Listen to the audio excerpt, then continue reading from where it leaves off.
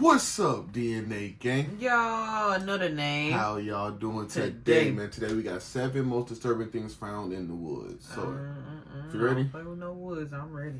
Y'all ready? I'm ready. Cue the intro. Yeah. Let me draw the boat, bitch. You know I wreck the shit. Get it by the boat, watch a nigga make it flip. I ain't a little boat, but I just one night the bitch. Hit subscribe and that like button. And the notification bell so you don't miss the video. Go show Nate our channel down in the description. Remember the original link is down there too. And that's one thing about Dre and Nate. You not finna catch us in no woods. Like, I mean secluded woods, not no trail where you can walk and it's a park. No, secluded woods, never. I'm not gonna lie, I've only been like camping twice. I ain't never been camping. That's it. I went one time with my grandpa, my grandma, and my siblings and my cousins. And then the second time was with my friend and her family. I don't do that, but there was people around both times. Let's get right into this, man. On the 18th of November, 1978, members of the Guyanese police force and the U.S. military ventured into the dense rainforest of northern Guyana. Their target was a man named Jim Jones, the leader of an American cult that had settled into the region 4 years earlier. He and his followers had carved out a massive section in the middle of this forest and turned it into a complete compound called Jonestown. The only way to reach this town was to trek through. So y'all know how rappers do. Is Jim Jones his real name, or did he use this alias? Vegetation, 100-foot tall trees, and muddy ground. That said, the true danger of the mission was beyond the trek. Jim was likely already aware of the mission to apprehend him, so there would be a good chance that this group of police officers and military personnel would be welcomed by a small militia that was armed to the gills. However, when the group reached Jonestown, it was eerily quiet, and as they stepped through its entrance, they came across a scene that could only be described as hell on earth. So he just the entire town was... And we fools, we buying it. He just went to the woods and just took a piece of land. Maybe we can take a page out his book. Right. And just go take some land. Shit too expensive. Then I gotta pay for it every year till the day I die. No, I'm cool. I'd rather... empty, except for the central pavilion, which was surrounded by the infinite remains of money glitch. hundreds of people, including many children. The total number of victims was calculated to be around 900, making it the largest single loss of American civilian life in a deliberate incident up until that point in history. And while this was initially I didn't heard of cults, but I ain't never heard of this one. Damn, 900 people? Damn. I didn't know it was that many. Considered an open and shut case of a mass shooting, the reality was far more horrific than anyone could have imagined. You heard of this shit? Jim Jones' cult originally started as a church in the U.S., but as it became more popular, it started garnering criticism from the media and the government for Jim's support of communism in places like Soviet Russia. So in 1974, he moved deep into the rainforests of Guyana to escape the scrutiny, and a large number of his most loyal followers went with him. He presented this new location as a self-sustained paradise where he and his followers could live a life of peace and serenity. These are potato chips made from plantain, and they're more delicious. They're a combination of a potato chip and a french fry. And radishes, You don't know what you're missing down here? I ain't never had a radish. And hamburgers and the leafy green vegetables. By the way, we just won first prize from the national government of Guyana for our leafy green vegetables. Here are the people at the table eating an afternoon snack. You see Pepsi-Cola's here, 3 cents, American money. That sounds appetizing, doesn't it? Hell yeah. I can't get my home with me. When in reality, man, let a motherfucker make some money, and I find out it costs 10 cents a day to eat 3 times a day somewhere. Nah, I ain't gonna go to no hole in the wall country, but hey, I know some countries out there that it costs like $1 for some shit that's nice. life in Jonestown was anything but peaceful. 3 Members cents were required to work 12 hours every day for 6 days a week, and there was nothing they could do to escape these torturous conditions. Jim had already reached an agreement with the Guyanese government to make getting a visa back to the U.S. almost impossible. On top of that, the whole compound was surrounded by a fence with armed guards patrolling outside to catch anyone trying to escape. But as time went on, prison, the cult members still living in the U.S. began urging I thought we moved out here for peace and serenity. the government to bring their loved ones back home. So in November of 1978, Congressman Leo Ryan and 17 other people, including members of the media, visited Guyana to investigate Jonestown.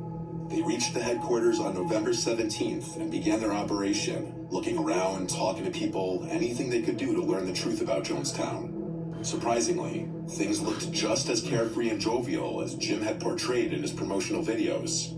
Of course, it later came out that Jim had actually run rehearsals on how to convince Leo's delegation that everyone was happy and in good spirits. But even then, the truth didn't stay hidden for long. That night, two members, Vernon and Monica, secretly passed an ominous note to the delegation that read, "Dear Congressmen, Vernon Gosney and Monica Bagby, please help us get out of Jonestown." This prompted the delegation members to ask others if they wanted to leave as well, and 9 more cult members found the courage to come forward. This even included one of Jim. Right, what's the best time to do it than now? Like, shit, Right. they here. You say you can take me with you? I'm gone. Closest Right. men, shedding light on just how. Now, if you said, okay, we gotta do our investigation, then come back and come with a conclusion. Well, then Nah, let me wanna know go. when y'all coming then. Right, because by the time you come back, I'm gonna be off. Yeah. The living conditions in Jonestown truly were. The next morning, Leo's group took these members to the nearby Kaituma airstrip so they could return home. But just as they were boarding the planes, Jim's henchmen pulled up in front of the plane in a truck and opened fire, killing 4 people, including Congressman Leo Ryan. Back at Jonestown, Damn. Jim gathered the members at the Central Pavilion and told them to drink the poisoned grape flavor aid. In his words, this was the only way to escape the American government. We can't go back. We won't leave us alone. They're now going back to tell more lies, which means more congressmen. They won't leave you alone because people out there reaching out talking about we want to go home. Why you There's won't let no them way, just leave? no way we can survive. In the end, while many brainwashed cult members agreed with Jim and drank the poison juice willingly, why wouldn't others, including they Joe, were forced to make you drink it dead at now. gunpoint. Some were even injected with cyanide or shot outright. The American military was on its way to Jonestown as soon as it became aware of the shooting at the airstrip. Unfortunately, by the time they got there, it was already too late. The sheer scale of the tragedy, combined with the fact that many of the victims were forced into it, turned it into the most haunting sight those soldiers or anyone has ever found in a forest. Crazy. On April 4th, 1922, a mechanic named Albert Hoffner visited the Gruber house. If I go to a cookout, the drink ain't closed, I ain't gotta pop it open or twist it open. I don't want none of it. Located near a forest in I don't get a Weinhofen, bottle of Germany. water. Right. The family had hired him to repair their barn motor a few weeks earlier. However, when he reached the house, he noticed something strange. The cows and dogs were making a lot of noise in the barn, yet the rest of the house was completely silent. He tried knocking and calling out to them many times, but no one came to the door either. Assuming they weren't home, he waited in their yard for an hour before deciding to leave. Right. Just as Nigga, that's weird. Like, nigga, if I answer the door in the first 3 knocks, wait 2 minutes, that's still too long. Wait 60 seconds. Right. I That's may give you one more, but then That's after that, it. I'm done. Don't just sit in front of my house and I'm think you're trying to rob the place. he was about to leave, he noticed that the door to the motorroom was unlocked. So he decided to repair the motor anyway and come back for his payment later. After finishing the repairs, Albert wanted to inform one of their neighbors about his work, but the home was completely isolated, with the closest neighbor over half a kilometer away. Hell Yeah. no. With no other option, See, I never thought in my life that I would go move out in the country and I'd be isolated like that. Never. the detour and knocked on the I like door my of Lorenz space, but I don't need that Gruber's much. closest neighbor. Lorenz, however, found the empty house extremely suspicious. He knew the family well and figured they would have informed him if they were going somewhere. So later that evening, he joined 2 of his neighbors to go check things out for themselves. Sure enough, the house was just as empty as Albert had reported. As they were looking around the house, one of them noticed that the door to the machine area was also unlocked. The 3 entered through this door. After examining the machine room, they decided to check further by breaking open the barn door connected to it. However, the horrific sight they witnessed on the other side of the door likely stayed with them for the rest of their lives. Call the At cops. first, things looked normal. But then, one of them spotted what looked like a human foot sticking out from a pile of hay. This turned out to be the remains of 72-year-old Kazelia, the head lady of the house. Why they had to kill the old As they lady got for? closer, they also noticed 3 more bodies scattered throughout the barn. These included the head of the house, 63-year-old Andreas Gruber, Well, they and his killed 2 his own daughters. people. Things became even more gruesome. They also discovered the remains of Andreas's 2-year-old grandson, Josef, in his stroller, with his skull crushed in, as well as the family maid, Maria, in a different room. Damn. Someone had murdered the entire Gruber family and left without getting caught. Later investigation concluded that the family was killed 4 days earlier on the 1st of April. But what made this already horrific crime even more chilling was that it was carried out over the course of several hours. I'm about The to say killer likely days. spent a long time in the house afterward, trying to hide the evidence by covering it with hay and blankets. The room with the maid even had clothes stuffed into its windowsill to make spotting her from outside more difficult. Most assumed this was the result of a robbery gone wrong. However, most valuables were still in the house, which complicated the case even further. Neighbors reported that the family had seen men staring at their home from the woods on multiple occasions. See? No, man. At least in the city, you gonna have somebody with a camera. They got another camera. They got somebody else with another. You can't go at least 2-3 houses down without seeing somebody got a camera. Fuck that. Their previous maid had quit months earlier, claiming the house was haunted, and someone had broken into the machine room a few days before the killings. None of these clues helped investigators find the killer, and since the home was so isolated, there were no witnesses. To this day, the Gruber family murders remain an unsolved mystery. In July 2015, Mark Andre was marking trees in the dense Arcata Community Forest in California. He worked as Arcata's environmental services director and was doing a routine inspection when something strange caught his attention. That type of shit don't Just scare off him. the hiking trail, Mark noticed an unusual structure poking through the vegetation. He got closer and was shocked to find a cabin in the middle of the forest. What made this discovery even more strange was the fact that this wasn't a hastily built shack. It was surprisingly well constructed, with a stable cinder block base, plastic sheets to keep things dry, and even a lock on the front door. Someone had clearly spent weeks, if not months, building it from scratch. Mark immediately notified the park rangers, who spent the next few days staking out near the cabin to see if the owner would... See, it's always a motherfucker blowing the spot up. Mind your business and keep pushing. I'm not investigating. They eventually broke the lock to see if they could find any clues about who lived there. Oh, you keep it nice this and only tidy left them and even more everything. confused. Inside, they found everything someone would need to survive in the middle of nowhere. Fresh water, a wood-burning stove, canned food, and even books stacked neatly on the shelves. He kept it nice and Looks neat. more like a cramped studio apartment than a makeshift cabin. Yet none of the items inside provided any clues about the owner's identity. Since no one had returned after several days, rangers assumed the cabin had been abandoned. They followed proper procedures and left an eviction notice on the front door before leaving the site. Y'all didn't, because y'all wasn't supposed to break in without a warrant. But when Mark and the Rangers returned to demolish it, they made an even more shocking discovery. The entire cabin had vanished without a trace. There wasn't even a single nail left behind. In its place was the international symbol of squatter drawn in charcoal. This raised more questions than it answered. How did the cabin's residents always manage to be away whenever the Rangers visited? And more importantly, why were they hiding in the middle of a forest in the first place? It's possible this person was a criminal on the run, but even after a decade, no one knows the real answer. Hell no. That motherfucker just got up In and May walked 2016, a hiker was walking through a forest in Harlan, Kentucky. About halfway through his trip, he discovered a trail camera lying on the forest floor. Trail cameras are typically used to capture wildlife footage, but this particular camera didn't have any storage or battery. Assuming it was abandoned, the hiker took it home and gave it to a friend to see if it could be fixed. What neither of them knew was that this camera was actually a trap set by a madman. As soon as the friend connected a battery to it, the camera exploded. The blast was powerful enough to blow off some of the man's fingers and injure his stomach. Bro, I thought that this was a tracker and he was gonna start being at people's houses, bro. The device had been rigged to explode the moment it received power.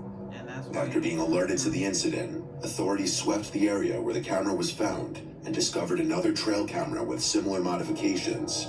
But it didn't contain anything that could help identify who placed it there.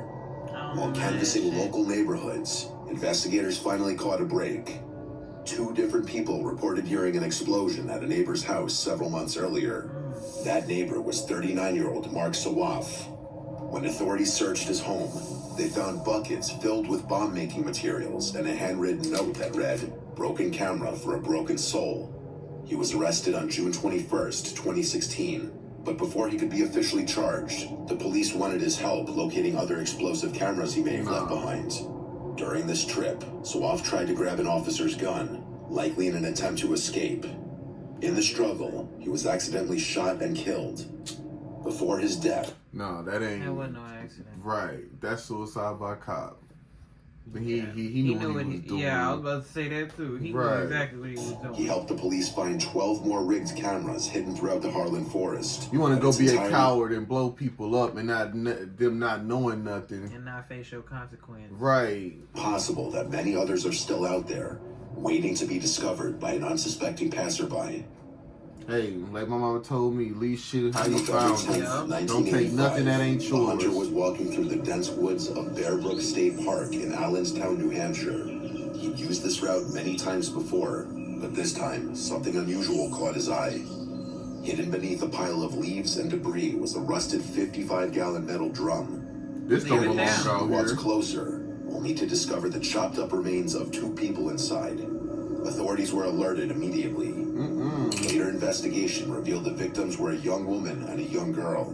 Both had been killed by blunt force trauma to the head, then cut into pieces and stuffed into the barrel. Sadly, both bodies were too disfigured to identify.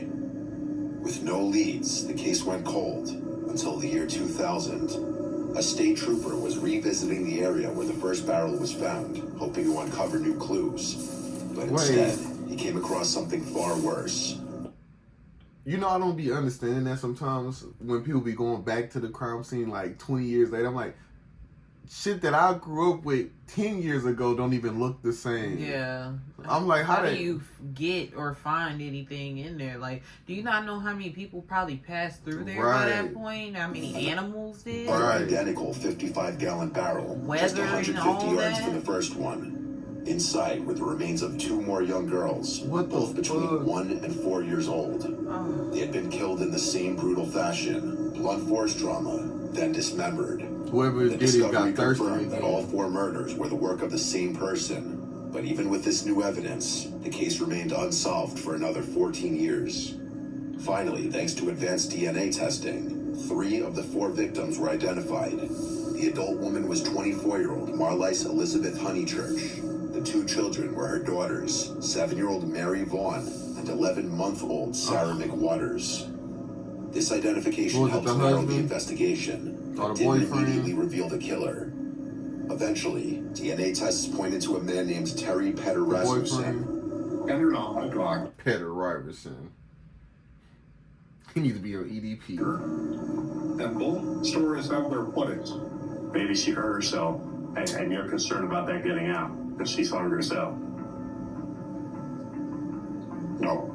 If you're thinking, is she suicidal, Ken? Unbeknownst to the authorities at the time, Rasmussen had already been arrested for the 2002 murder of his wife. He was sentenced to life in prison and died in 2010, long before anyone linked him to the Bear Brook murders. Although the case is technically solved, many questions remain unanswered. With the killer no longer alive to face justice, the story remains one of the most disturbing and unresolved tragedies ever uncovered in a forest. Those are kids. A man walking his dog near Ashford, Washington, made one of the most disturbing discoveries in Red Elm Woods, an isolated forest known for its lack of maintained trails and almost no cell service. He had taken a rarely used fire road about 2 miles in when his dog began growling at a thick patch of underbrush just off the path. There was a strong, rotten smell in the air, bad enough that he initially assumed it was a dead animal. When he went to investigate, he found a shallow pit, roughly 5 feet across. Inside were 6 large bundles wrapped in black plastic sheeting and duct tape. Heavy river stones had been placed on top of each one as if to weigh them down. One of the bundles had a tear near a corner, and through it, he saw a human hand. He backed out immediately and contacted the local sheriff's office. A forensic team was sent in the next day. What they uncovered was grim. 6 wrapped packages, each containing partial human remains. Oh, In it's one total, person, but that's still not investigators good. identified parts from I was like, damn, 6 people? He was going crazy. at least 4 different victims, all dismembered Oh, and it's sealed 4 with layers people. of plastic and tape. The victims had been killed in different ways. One had severe head trauma, another had signs of strangulation, and one had been partially burned. The remains were in various stages of decomposition. Damn, he wanted to try it According to all. the medical examiner, the bodies hadn't all been dumped at once. The site had been used over a span of several years, with new remains added slowly over time. One victim was linked to a missing persons report from 2003. Another had never been reported missing at all and still remains unidentified. The location was less than 30 feet from a trail, one that occasional hikers still used. Despite the remains being found at a methodical burial site, no suspects were ever arrested. No fingerprints, no DNA matches beyond the victims, and no witnesses. To this day, the identity of whoever created the pit is still unknown. Damn. I pray that I don't never, In me, October my of family, 1991, I pray that none of us ever have to go like that. a man walking along a rural lane near Bolney, England, made a discovery that still haunts investigators. Hidden in the underground, wrapped tightly in a piece of carpet, was a human torso. The head and both hands were missing. The arms had been cut cleanly just below the elbows, likely to remove identifying tattoos. Forensic analysis determined the victim was a physically fit man between 30 and 45 years old, likely of southern German origin. There was no match to any missing persons report in the UK. The precision of the dismemberment suggested that the killer knew exactly what they were doing. Whoever they were, they had taken deliberate steps to erase this man's identity.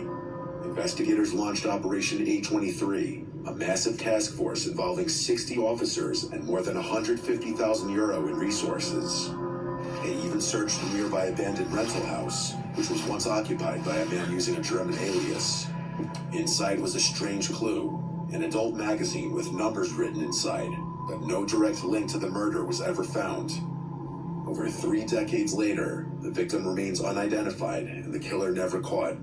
All that's left of the case is a name given by the media, the Bolney Torso. Man. That's creepy. And that's why I'd be like, bro, you can say, you know, your justice system and everybody, man, what about the shit that they don't find out, bro? Right. What about the shit that not unsolved, but they don't even know if this person is even running around or nobody even called to check up on this person, and it's like, bro, how can you even feel safe? Like, bro, And that's why I'd be scared to really like interact and meet new people now, because it's like you don't know who you really talking to and getting to know. Be that one chance you go make a friend. You at their house having drinks, now you dead butt nigga your ass in there. Like, hey, we'll catch y'all on the next one, man. Peace out. We out. By the boat, watch a nigga make it flip. I ain't a little boat, but I just one night the bitch. They don't